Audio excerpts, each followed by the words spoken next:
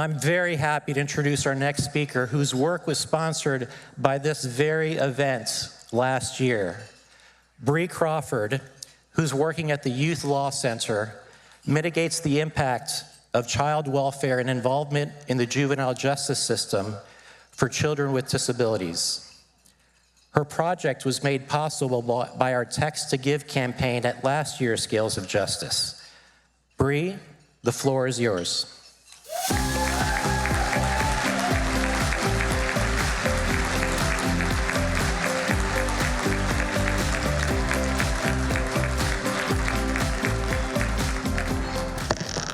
Good evening, everyone. My name is Bri Crawford, and I am the class of 2025 Text to Give Fellow. Thank you.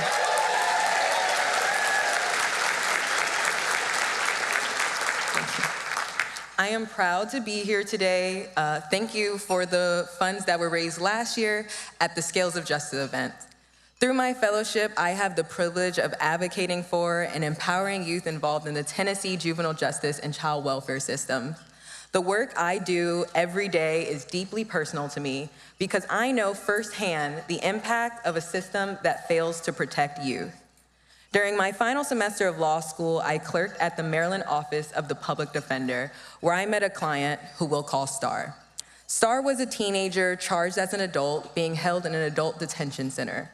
For those of you who may not know, a child held in an adult prison is held in solitary confinement for their safety, meaning that for her own safety, the only human interaction she had was when her attorneys came to visit her. Prior to being in detention, social services were involved in Star's life for more than a decade due to the abuse and neglect she faced, yet no meaningful help ever came. When she finally fought back against her abuser, the police arrived quickly, not to protect her, but to arrest her. As we spoke to Star during our visit, she told us she now feared that her criminal record would keep her from ever becoming the lawyer she once dreamed of being. I felt overwhelmed with emotion when she told us this, because 12 years ago, 3 months shy of being 18, I was in the same detention center in solitary confinement.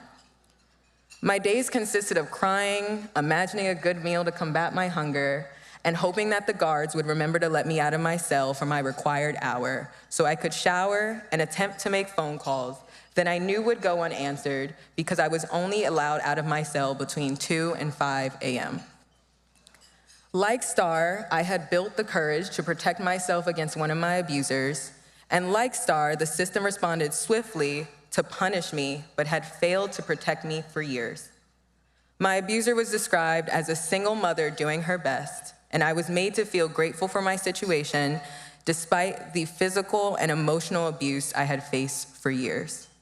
Being criminalized as a teenager made me believe I would never recover, that my life was over before I ever experienced its light.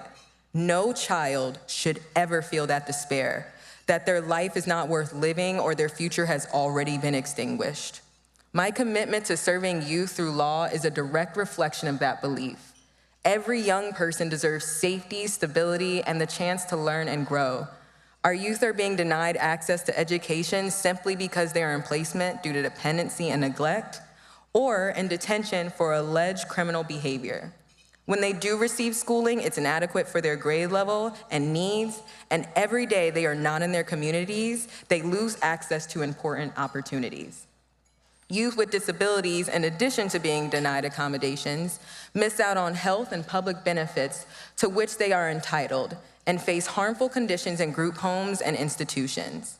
Racially marginalized groups, particularly Black and Indigenous youth, who are often forgotten in these conversations, are disproportionately represented in these systems.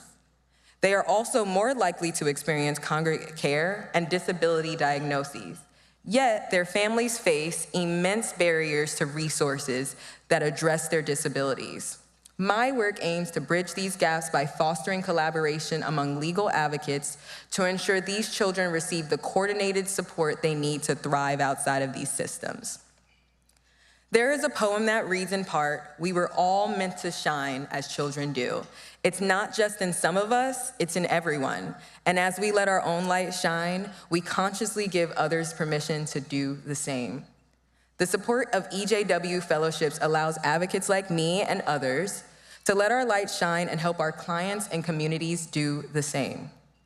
In my work, it means ensuring youth in Tennessee have access to their constitutional right to quality education and that their learning needs are met. Because when young people finally get what they need, they begin to believe that they deserve it. And that belief helps them survive. And from survival, they can imagine and pursue a future filled with possibility and light. Star's case was eventually moved to juvenile court, and during my time at MOPD, we advocated to ensure she had the resources she needed to survive. I hope through the continued advocacy on her behalf, she allows herself to shine. She deserved nothing less, and I would argue she deserves so much more. I hope that my project will continue to make legal advocates more responsive to the needs of youth and ultimately lead to less systems involvement. Thank you for supporting my work. Additionally, I am grateful for my host organization, Youth Law Center, for valuing my lived experience and advocating for the rights of children. I challenge you all to support the next Text to Give Fellows and other Equal Justice Works Fellows who are working to ensure everyone, including children and other vulnerable populations, get due process under the law. When we help those most in need, we serve everyone. When you give, you are not just making a donation. You are declaring that every single child deserves to shine. Thank you.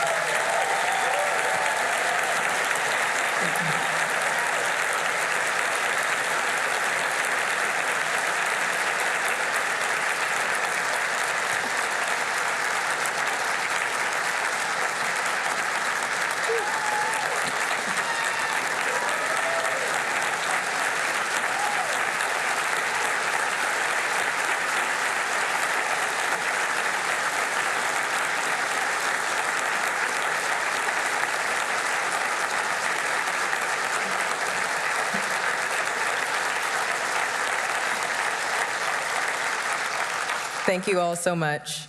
Our next speaker has spent her entire career supporting civil liberties and expanding access to justice. Everyone please give a warm welcome to Verna Williams, CEO of Equal Justice Works.